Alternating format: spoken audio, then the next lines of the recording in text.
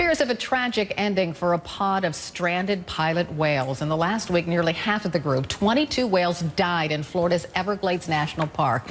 And as authorities race to save the 29 survivors, they warn that some or all of them could die too. Dr. Alastair Dove is the senior scientist at the Georgia Aquarium here in Atlanta. Thanks so much for being here. It's my pleasure. So why can't they save these whales?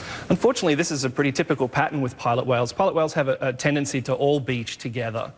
So whereas some other whales can come onto the beach one at a time, these guys have a tendency to strand as a group. And it's probably something to do with a very intense social structure that they have. They're all very closely bonded together, and when one of them goes onto the beach for whatever reason, the others are inclined to follow. It's just sort of like a mass suicide. It's very strange to think about. It is, and to be honest, we don't really understand completely why they do this. It could be that the lead animal gets sick and that causes all the other animals to follow them onto the beach, but the truth is we really don't know a lot of the time. It's a bit of a scientific enigma.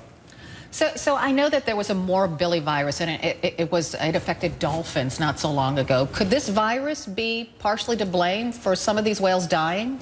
Probably not. We know that pilot whales can carry the morbillivirus that's currently infecting dolphins along the eastern coast of the US. There's been about 800 dolphins died between July and now, and most of those have tested positive for the morbillivirus. But we think that these two events, the pilot whales in the Everglades and the dolphin unusual mortality event on the east coast of the US, are probably unrelated. It's a coincidence. Yeah, and just one last question, because people always talk, why can't we vaccinate this animal life and protect them for viruses like this? Well, it's true that we'd love to be able to do something like that for them, but we're a long way from understanding the diseases that affect marine life. We know that these diseases are telling us that the ocean is sick and that we need to pay more attention to the health of the oceans, but unfortunately we're a long way from being able to vaccinate dolphins.